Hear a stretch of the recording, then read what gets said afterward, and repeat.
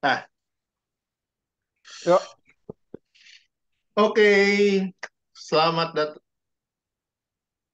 Welcome back to CNC Show episode kedua ya.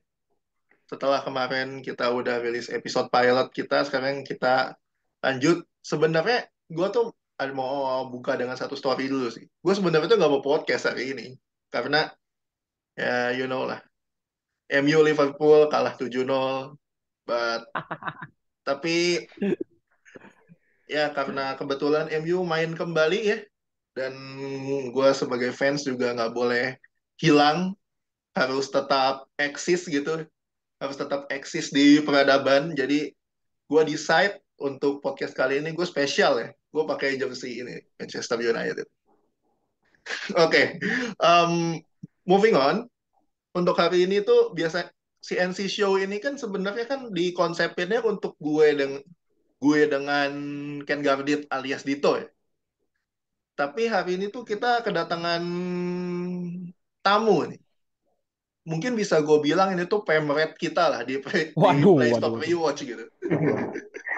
waduh, waduh. Tenang, Please welcome. ini channel gua sendiri, jadi nggak perlu di welcome, welcome atau di introduce ya. Semua orang juga tahu gitu. Nah, So, langsung aja, let's go to the topic aja langsung, nggak pakai basa-basi. Let's go, let's go. siap.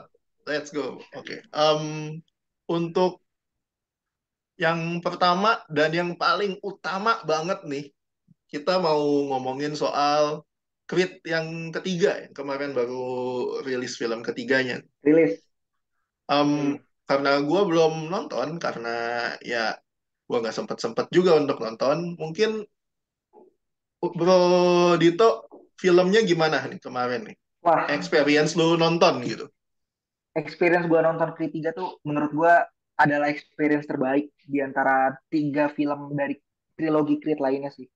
Pertama, karena banyak movement-movement tinju yang sebenarnya itu nggak pernah gue lihat di Creed 1 2 gitu. Jadi menurut gua movement-movementnya itu agak baru dan apa ya, unik gitu menurut gua. Dan bahkan pada ngebanding-bandingin sama anime-anime. Cuman Hmm. karena gue nggak pernah nonton anime, jadi gue nggak tahu tuh ini si Michael B. Jordan itu sebenarnya ngambil contoh dari anime mana. Cuman gue bisa langsung tahu kalau gerakannya itu beda banget sama tinju-tinju yang udah diperlihatkan di Creed 1 dan 2. Hooknya beda, uppercutnya beda. Wah, pokoknya gerakannya bagus-bagus dah. Selain itu storyline-nya juga bagus. Gue suka.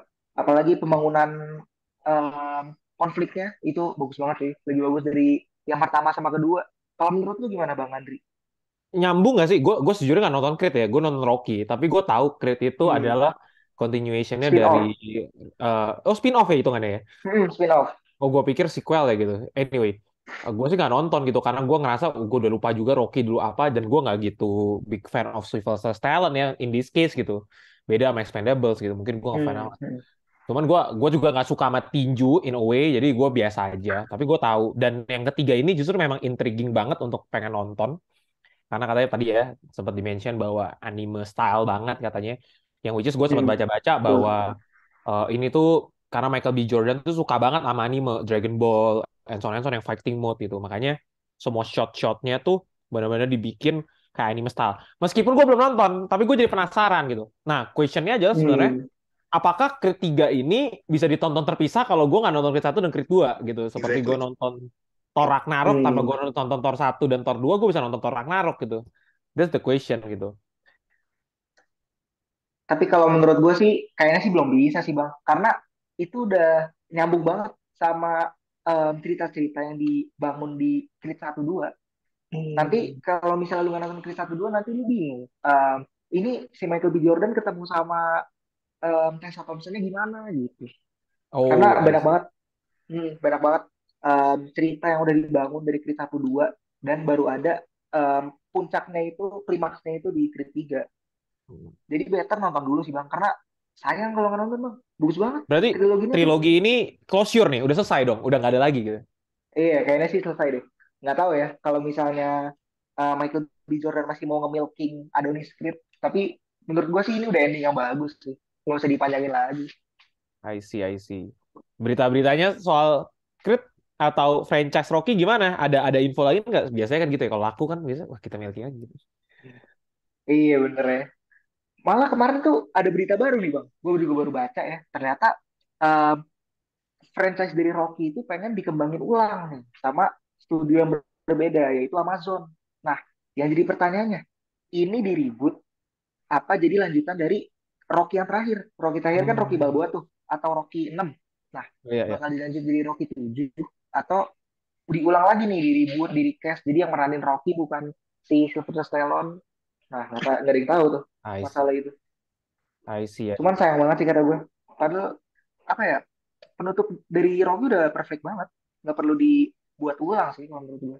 Closure aja ya gitu ya. Jadi Iya, tahu tahu cuman cara ya, menutup sebuah franchise yang baik gitu ya. Udah lah nggak usah iya di-push lagi. betul. Kalau nggak jadi trilogi Star Wars. Oh my God, Iya Star bener. Wars.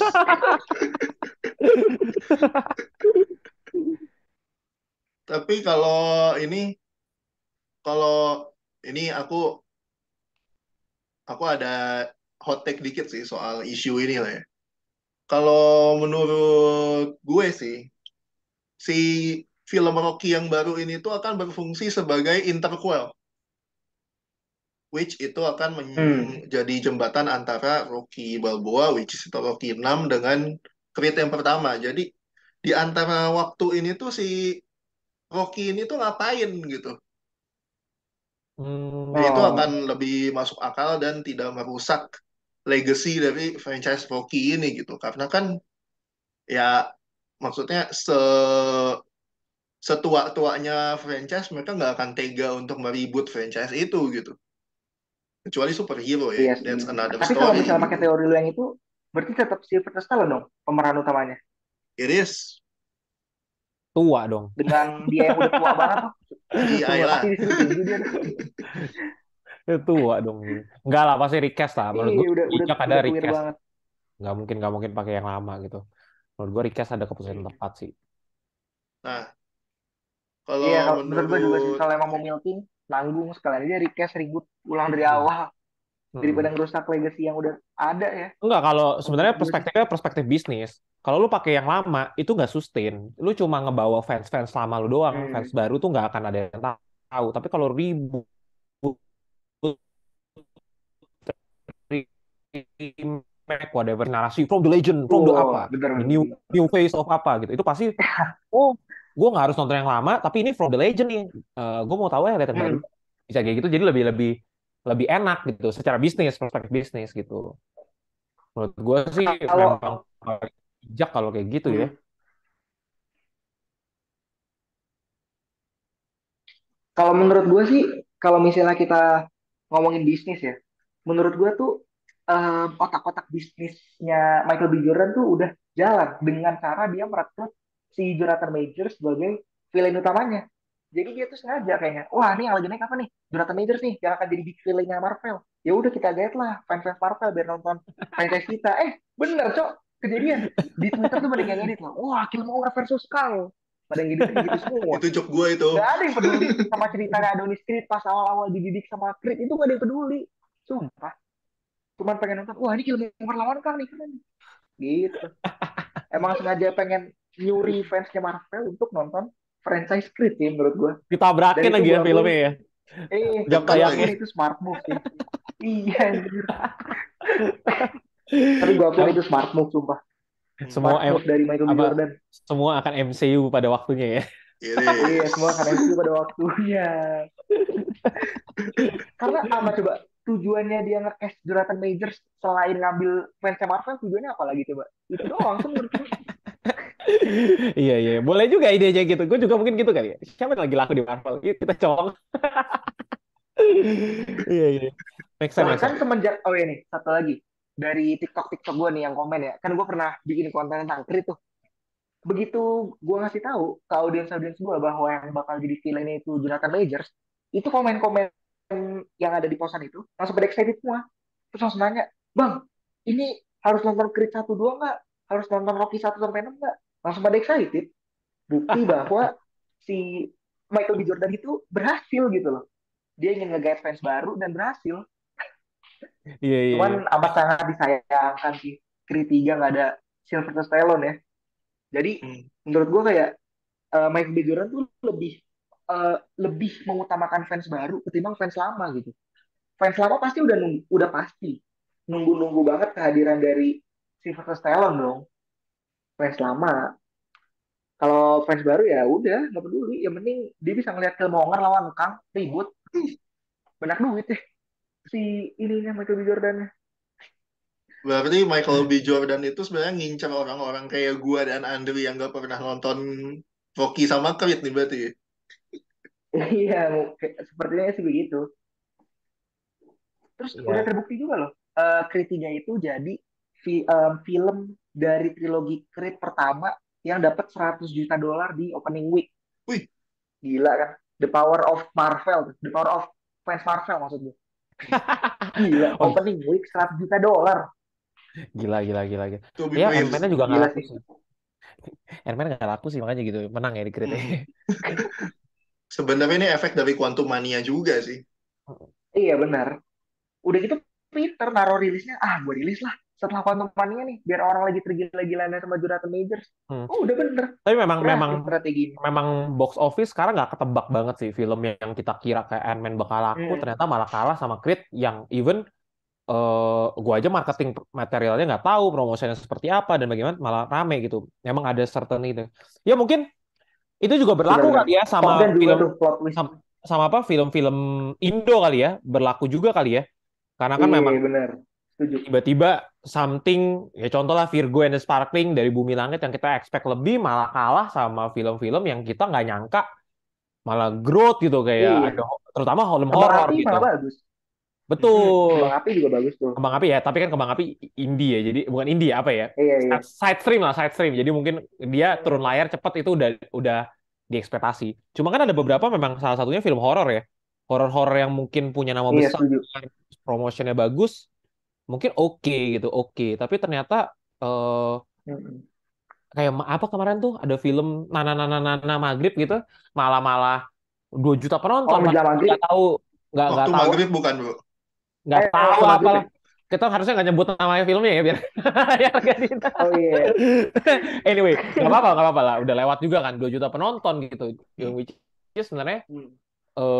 menarik banget nggak bisa ketebak what do you guys think maksudnya kenapa bisa kayak gitu gue sih nggak punya formulanya bingung juga gue.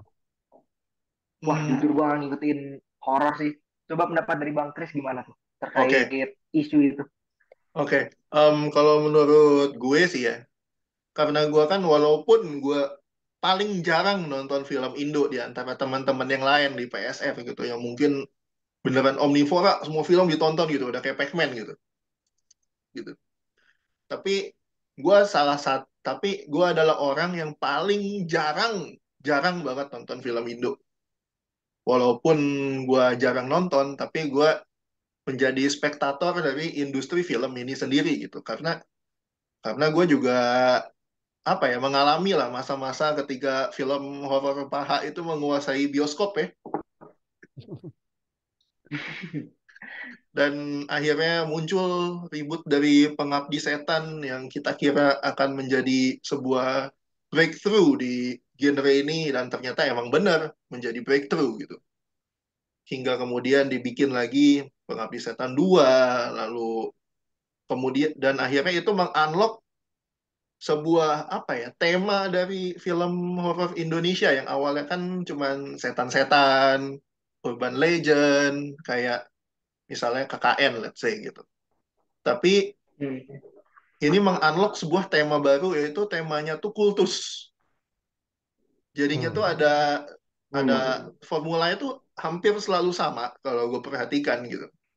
Kayak ada orang nggak tahu gimana caranya dia tuh bisa masuk ke sebuah lingkungan yang ternyata lingkungan itu tuh adalah sebuah sekte aliran sesat gitu yang melibatkan mungkin tetap ada unsur mistik dan unsur folklore-nya gitu. Cuman cuman makin cuman setelah kesuksesan Pengabdi Setan ini tuh menurut gue itu mengunlock ini sih mengunlock tema ini untuk bisa terus ada di kancah perfilman horor Indonesia gitu. Dan dan yang gue sama sekali nggak expect ternyata tiba-tiba semua bikin temanya sama, Iya. Hmm. rilisnya juga Hmm. berdekatan. Kenapa ya bisa gitu ya? Apa sekarang pada ngikut-ngikutin A24 gitu, pada sekte-sekte semua gitu? Oh iya ya, oh iya ya, A24 kan gitu ya. Berusaha meniru kesuksesan A24 ya Iya mungkin. kan, sekte-sekte budget Masuk murah akal sih, gitu. benar-benar. Tapi benar sih, masuk akal, benar-benar. Kenapa ya? Kenapa ya? Menarik banget tuh ya. Nge-remake gitu, bukan nge-remake, bukan nge-remake ya, nge-recreate gitu ya, nge-recreate Recreate. film-filmnya A24. Kayak sukses sih sekte nih, kayaknya orang seneng nih, bosen sama horor setan, udah ketebak. Kalau sekte kayaknya lebih seru, kalaupun ada setan, setannya juga dari sekte gitu. Mm-mm. Iya, gitu. Mungkin itu kali ya. Gak Mungkin. tahu sih, tapi gak tebak juga sih. Ada film horor yang kemarin kan juga tahun lalu, Pengabdi Setan 2 juga ternyata unexpected gitu ya. Hmm. Jumlah penontonnya nggak Iya, seperti benar. yang kita duga gitu. Gue pikir bakal growth gila gitu. Hmm. Apa karena pandemik mungkin baru-baru recover? Nggak tahu sih. Menurut gue sih habit atau behavior penonton ini lumayan lumayan berubah ya sejak adanya the rise of OTT gitu. Jadi berubah sih. Jadi ada orang-orang tuh nggak perlu ke bioskop. Jadi ngerasa pengen di rumah aja juga cukup kok, nunggu aja. Gue juga bukan orang yang pengen cepet-cepetan gitu. Mereka kan udah dengan ada OTT, tapi nggak tahu juga sih, masih nggak ketebak guys gitu. Ini benar-benar challenging lah ya, challenging banget. Ya beda lah kita sama Disney gitu. Disney yang udah punya pembendaharaan konten banyak gitu. Dia dia mah pede-pede aja, Ant-Man gak laku. Iya, Tentu benar. kalau rilis di Disney Plus juga laku gitu. Contohnya kan sekarang dia Tetap ada yang saking nonton. pedenya, ya Hmm. pada nonton saking pedenya film-film Disney yang remake-remake itu yang gak laku-laku juga dia bikin. Gitu kan.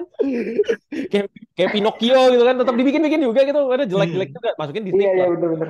Karena dia tahu behaviornya, gue kalau Pinocchio ini gue rilis di layar lebar nggak laku, tapi gue taruh di Disney Plus, orang pasti pengen subscribe gitu. Those kind of things gitu. Termasuk Lightyear juga sih. Di bioskop yang Lightyear. nonton dikit, begitu di Disney Plus langsung banyak. Oh iya, gue baru tahu. Sebenarnya Lightyear, Kasusnya sama sorry. tuh. Sebenarnya Lightyear itu tuh kenapa penontonnya bisa dikit? Banyak negara yang nggak mau nayangin. I Hmm. see. Oh, katanya ada isu Gara-gara LGBT ya. propaganda mungkin. Ya, Oh, I see, termasuk I di see. sini Dan itu terlebih juga. lagi film anak-anak. Hmm. Film I anak-anak see. dimasukin unsur LGBT ya, makanya pada nggak mau nayangin Oh, mungkin ya. Menurut oh gue tuh gara-gara pantas. itu kayaknya. Make sense sih Upcomingnya, alasannya. upcomingnya Disney tuh mau bikin apa sih? Yang remake-remake? Ini Remake-remake Little itu. Mermaid, Oh terus iya, Little Mermaid, Tinkerbell. Tinkerbell. Little Mermaid, Tinkerbell, Peter Pan. Oh, Peter Pan, Tinkerbell, Peter Pan. Peter Peter Pan Pan juga and tuh mau Wendy. di remake lagi. Iya, Peter Pan and Wendy. Pengen di remake lagi sama dia. Sama, ya ini gua nggak tahu bisa dikonsider ini remake apa enggak ya. Tapi Haunted Mansion juga masuk. Haunted Mansion tuh apaan sih? Gue belum pernah denger. Sebenarnya Haunted Mansion ini kan mainan di Disneyland ya, yang jadi film. Hmm. Sama lah kayak Oh, Pirates of Caribbean gitu. Oh, Waktu itu gue masih inget banget, itu gue nonton di TV yang main tuh Eddie Murphy.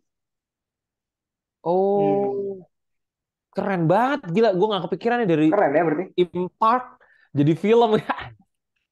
Gila Oh, keren sih. Kotak-kotak bisnisnya, petinggi-petinggi bisnisnya mau gua acungin jempol anjir. Iya. dia Jadi gitu. dia ngeribut jangan-jangan supaya mau ngebuat Disneyland makin growth lagi kali ya. Iya mungkin. Iya, makin growth lagi. Gila si Disney tuh emang Pinter ya. bos-bosnya. Tikus ya, tikus katanya Disney. Yoi. Ya namanya juga Disney lah ya.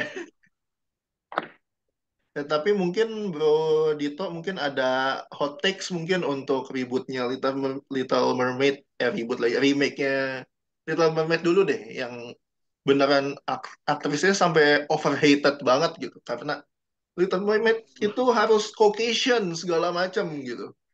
Menurut lo apa Oh, nih? Nah, pada bilang gitu ya orang-orang di internet ya.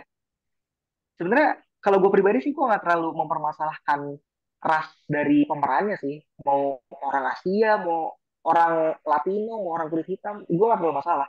Cuman yang satu hal yang gue temui dari trailer atau first look-nya film-film remake Disney itu mereka mencoba untuk membuat film-film princess dengan color grading yang cukup gelap. Dan menurut gue itu nggak masuk sama karakternya sih.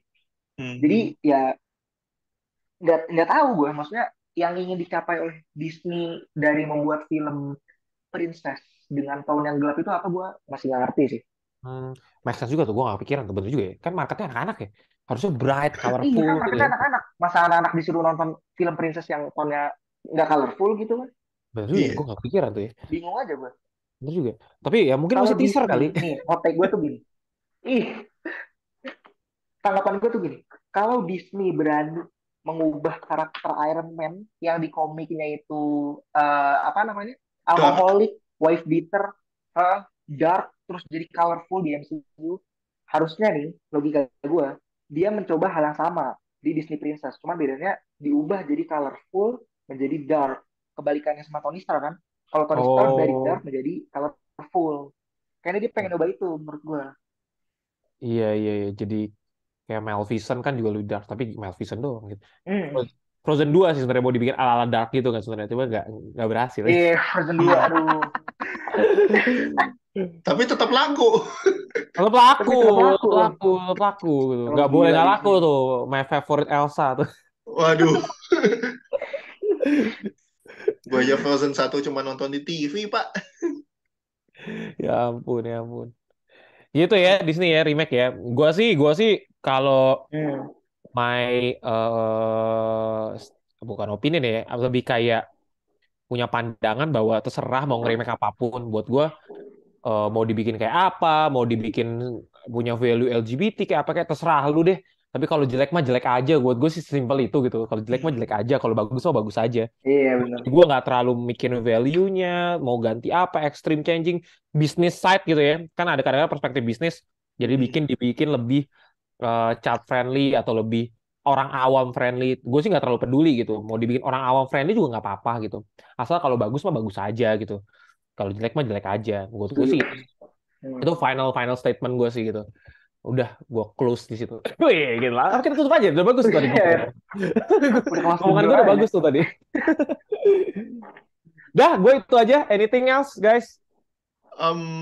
Mungkin ini jadi closing statement buat gue juga ya. Soal tadi kan Bro Dito kan sempat mention kenapa film-film Disney remakes itu selalu dark gitu. Karena mungkin kalau ini asumsi gue pribadi ya, mungkin ini karena orang-orang tuh udah pada kebuka soal informasi gitu. Kalau zaman dulu kan enggak. Kalau zaman sekarang semua bisa cari. Kayak Snow White itu dulu ceritanya gimana sih? Little Mermaid dulu ceritanya gimana sih? Sleeping Beauty itu cerita sebenarnya dari source materialnya itu gimana sih? Dan orang-orang udah pada tahu kalau cerita-cerita itu tidak semuanya happily ever after gitu. Tidak semuanya happy ending. Iya. Sehingga Contoh Sleeping mungkin Beauty aja itu sebenarnya menceritakan tentang sexual assault. ini apa ya, incest mungkin ya. Masya Allah. Iya. Ya pokoknya memuat nilai-nilai yang inilah yang sangat tidak child friendly gitu. Dan makanya mungkin Disney decide Hmm. untuk bikin tone filmnya itu dark, tapi ceritanya itu tetap sesuai dengan standar mereka, which is selalu happy ending. Kayak gitu. Ada Hmm. tambahan lagi Bro Dito mungkin? Mungkin sih. Kalau dari gue sih udah cukup kayaknya. Oke. Nggak ada lagi. Bro Andri mungkin? Nggak ada. Udah cukup, cukup. Siap. Oke. That's all the time that we have ya untuk CNC Show episode kedua. Tolong ikuti terus set- karena setiap kali kita upload kita bakal selalu bahas hal-hal yang menarik seputar pop culture in general. Mungkin Betul. mungkin minggu depan kita bisa bahas John Wick kali ya. Oke. Wah, mantap. That's Kalau another dari thing. Mantap kalau tuh dari John gua Wick. sih tolong di ini aja terus ya, didukung ya. Karena ini salah satu konten reguler yang saya butuh di channel saya di BSR. Jadi support guys, support guys. Nanti gua akan bawain bintang tamu yang seru di sini. Yang penting support Siap. guys. Ya, oke. So don't forget buat like video ini sama subscribe ke channel PSR ya. Sama mungkin ada komen kalau misalnya teman-teman mau tolong, Bang, bahas ini dong. atau Bang, bahas itu dong. Bisa drop aja di komen di bawah, nanti kita bakal baca-bacain, nanti kita saring semua. Sama ini di apa ya? Di deskripsi ada link saweringnya PSR ya kemarin kalau gue cek ya. Ya, pokoknya ada lah semua di link description ya. Sawer, sawer, sawer. Anyway, jangan lupa follow Dito juga ya, gitu. Follow Dito Ya juga betul. the public enemy katanya kalau anak-anak. Set Yoi. itu ya suka-suka netizen lah sendiri opini. Nah, itu dia. Terpengaruh lah membanding apa. Kalau buat saya Iya. sih, tolong bawa public enemy Anda ke tempat ini gitu. Karena kita sangat butuh ya yang namanya public enemy ya. Butuh traffic. Okay, that's all the time that we have. Thank you so much for listening or watching us in CNC Show. Catch you on the next one. Bye bye. Ya, cut, Makasih. cut.